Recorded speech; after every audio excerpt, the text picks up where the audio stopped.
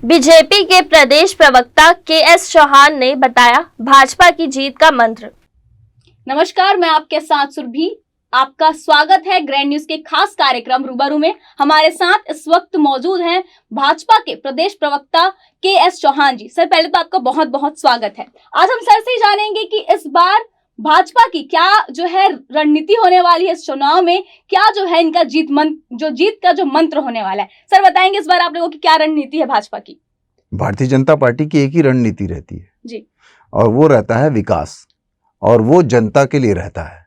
जनता के लिए भारतीय जनता पार्टी राजनीति करती है और वही उसकी विचारधारा है। जी, अब सरकारी संसाधनों का सरकारी उपयोग जनता के लिए कैसे उचित उपयोग हो सके, न्यायोचित उपयोग हो सके, वही भारतीय जनता पार्टी का एकमात्र लक्ष्य है, जिसके कारण भारतीय जनता पार्टी अग्रसर रहती है और हर उनका कदम जो रहता है वो उसी के लिए रहता है।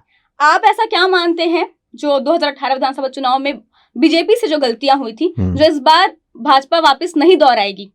भारतीय जनता पार्टी से गलतियां नहीं हुई थी। नहीं, मतलब चुनाव जो है 15 साल के शासन के बाद अचानक से कांग्रेस की सरकार बनना, तो कहीं ना कहीं कुछ तो चूक रही होगी। जब तो ऐसा आप देखते हैं? यही क्वेश्चन पूछा गया उप मुख्यमंत्री जी से, जी, तो उन्होंने ये बोला कि क्या एंटी इनकम्पेंसी एक कारण था कि जो 2018 का चुनाव भारतीय जनता पार्टी हार गई? तो उन्होंने बोला था कि एंटी इनकम्पेंसी सिर्फ 25% ही हाथ था, और 50% जो हाथ था वो था घोषणा पत्र। जी, जो घोषणा पत्र पूरा ना होने के कारण उन्होंने एक डिपार्टमेंट से इस्तीफा भी दे दिया। जी, वो खुद अपनी नैतिक जवाबदारी इसको समझते थे, लेकिन उसके बाद वो जब चीजें पूरी नहीं हो रही थी, और उन्हीं का वक्तव्य है कि 36 में से 12 घोषणा पत्र में काम चल रहा है, और 12 घोषणा पत्र में तो 12 घोषणा में तो हमने हाथ भी नहीं लगाया है। ये उनका वक्तव्य है। आज जब आपने झूठे वादे करके जी, वोट बटोरने का काम किया, आपने शराबबंदी का दिया, शराबबंदी का बोला, अनियमित कर वादा खिलाफी किया, अनियमित कर्मचारियों का बोला, आपने एक रूम हर श्रमिक को देने का वादा किया, आपने 200 फुट पार्क देने का वादा किया, 1500 विधवा पेंशन देने का वादा किया, 1500 और वृद्धा पेंशन का वादा किया, स्व सहायता समूह की महिलाओं का पूरा कर्जा माफ करने का वादा किया, आपने 10 लाख युवाओं से ये वादा किया कि 2500 बेरोजगारी भत्ता देंगे। इससे आगे बढ़ते हैं। विपक्ष का ऐसा आरोप है कि जो भारतीय जनता पार्टी का जो है अभी मुख्यमंत्री का कोई चेहरा नहीं है, वो केंद्र में बैठे जो नेता है उनका जो सहारा लेते हैं प्रदेश में अपना जीत पाने के लिए। तो इस पे आप क्या कहेंगे?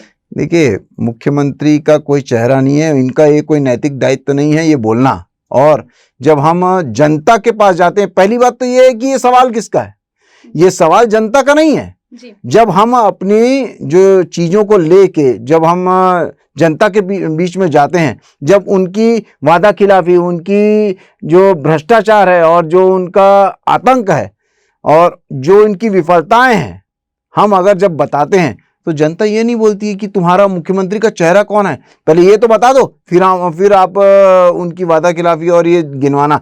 या हम जब अपना काम लेके जाते हैं कि 15 साल में हमने ये किया है और मोदी सरकार अभी केंद्र सरकार हमारे लिए ये कर रही है, तो उन लोग ये नहीं पूछते हैं कि आपका चेहरा कौन सा है। और दूसरी बात, भारतीय जनता पार्टी का एक ही चेहरा रहता है, वो है काम। नाम में विश्वास नहीं रखती, व्यक्ति में विश्वास नहीं रखती, व्यवस्था में विश्वास रखती है, परिवारवाद में विश्वास नहीं रखती, राष्ट्रवाद में विश्वास रखती है। और दूसरी बात, जो ये प्रश्न पूछ रहे हैं, तो उनका कौन सा चेहरा था 2018 में? कौन सा चेहरा था? उनका कोई चेहरा नहीं था। और जब चुनाव आपने जीत भी लिया, उसके बाद भी आपके 4 चेहरे थे, और आपने दिग्भ्रमित करके कि मतलब एक वर्ग को लुभाने के लिए एक चेहरा सामने कर दिया, दूसरे वर्ग को लुभाने के लिए दूसरा चेहरा सामने कर दिया, तीसरे वर्ग को लुभाने के लिए तीसरा, और ऐसे करके 4 वर्ग को लुभाने के लिए 4 आपने चेहरे रखे और वोट बटोरे। उसके बाद आपने धोखा दिया लोगों को।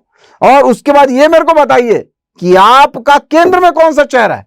नहीं है जी। तो भारतीय जनता पार्टी सिर्फ और सिर्फ काम के चेहरे पे ही, काम के आधार पे ही जनता के बीच में जाती है, और काम ही उसका चेहरा है। जो कांग्रेस के नेता है उनका कहना है कि बछड़ू और जो है सांड आमने सामने है पाटन विधानसभा क्षेत्र से, क्योंकि अब तो वहां के भी प्रत्याशी तय हो गए। एक और जो है भाजपा से विजय बघेल जी है, तो दूसरी ओर अब मुख्यमंत्री है वहां से जो चुनाव लड़ेंगे। तो इसे आप किस हिसाब से देखते हैं, कैसे टक्कर रहेगा यहाँ ये पे? साबित करना पड़ेगा कि बछड़ू कौन है और सांड कौन है। सबसे पहली बात ये बता दूं कि विजय बघेल जी लगभग 4 लाख वोटों से जीते थे जी। और भारत में टॉप जो 10 की लिस्ट है जो ज्यादा मतों से जीते हैं उसमें से विजय बघेल जी का नाम शुमार है। छत्तीसगढ़ में सबसे टॉप में विजय बघेल जी ने मतों से जीत हासिल की थी सांसद में। आप भी तो सांसद लड़े थे, भूपेश बघेल जी तो भी सांसद लड़े थे ना, वो कौन सा जीत गए थे? वो तो हार गए थे। अब बछड़ा कौन है और सांड कौन है ये बताइए। और दूसरी बात ये है कि आप जब भी विजय बघेल से जीते हैं, विजय बघेल जी 5 या 6% वोट से ही अंतराल में जीते हैं आप। दूसरी बात, विजय बघेल जी ने भी आपको पटकनी दी है जी, है ना। तो आप पहले बछड़ा और अपना सांड को ये रिकॉग्नाइज कर लें कि बछड़ा कौन है और सांड कौन है। भारतीय जनता पार्टी जो है सबसे पहले अगर वो सरकार बनती है प्रदेश में, तो पहला काम क्या करेगी जनता के हित में? हमेशा से जो करते आई है, हमेशा से जो करते आई है विकास करेगी। और देश काल और परिस्थिति के हिसाब से जहां पर जो लगेगा जनता के लिए जो सही है वो काम करेगी। अगर रोजगार के लिए 2,15,000 लगभग हम लोगों ने अनियमित कर्मचारियों को नियमित किया था, आप 2,000 भी कर पाए क्या 5 साल में? जो हमने 4 साल में तो मुख्यमंत्री जी का तो कहना है कि वो सारी जो है निकाल रहे हैं रोजगार। मुख्यमंत्री जी सिर्फ बोर्ड में रोजगार निकाल रहे हैं। 5-5 लाख के उनके बोर्ड दिखाई देते हैं। जब सदन में उनसे पूछा गया कि कितने लोगों को आपने रोजगार दिया, तो उन्होंने बोला 20,000 लोगों को रोजगार दिया, 20,000। और ये सदन में मुख्यमंत्री जी ने खुद बोला है और 5 लाख के बोर्ड लगाते हैं वो सामने। तो ये तो इनकी चाल चरित्र चेहरा है जी। अभी जो अरुण होरा जी हैं दुर्ग शहर विधायक, उनपे आचार संहिता का उल्लंघन करने का आरोप लगा, इसे आप कैसे देखते हैं? वो तो हमेशा से उल्लंघन करते रहे हैं। कुछ बातें छुप जाती हैं, कुछ बातें छप जाती हैं। अभी ये बातें सामने आ गई हैं तो दिख रहा है, वो तो आज भी कर रहे होंगे उल्लंघन, वो छुप रही है। तो जो छप रही हैं वो तो पता चल जाता है, लेकिन जो छुप रही है वो उसका कोई पता ही नहीं है। हमेशा से करते आए हैं। इनका ईमान धर्म ही क्या है? सबसे बड़ी ये तो अपने पार्टी के नहीं हुए, अरे अपने पिताजी के नहीं हुए। उनके पिताजी के ऊपर आरोप लगा नेशनल हेराल्ड केस में, उसका वो खंडन नहीं कर पाए। तो ये जब अपने पिताजी के नहीं हो पाए तो जनता के क्या होंगे और देश के क्या होंगे और रूल्स के क्या होंगे?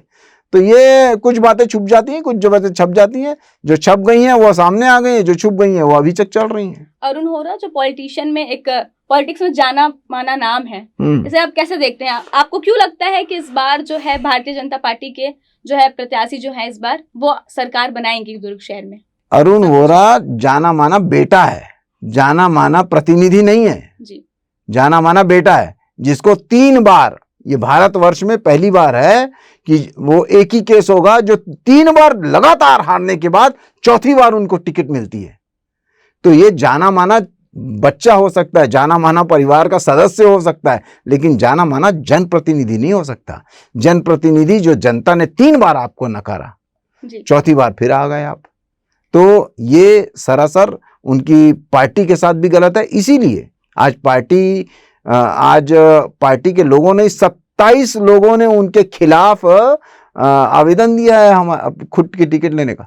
नहीं तो अगर उनको जनप्रतिनिधि, उनके दल वाले ही उनको नेता नहीं मानते हैं तो जनता क्या मानेगी उनको जी। और एक चाय वाला प्रधानमंत्री बन जाता है और एक जनप्रतिनिधि, एक विधायक चाय वाला बन जाता है। वो चाय पिलाने की सेवा और करते क्या है?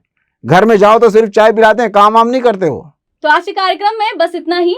मैं आपके साथ सुरभि और हमारे साथ थे के.एस. चौहान जी, प्रदेश प्रवक्ता बीजेपी से। आज के लिए बस इतना ही, मुझे इजाजत दीजिए। नमस्कार।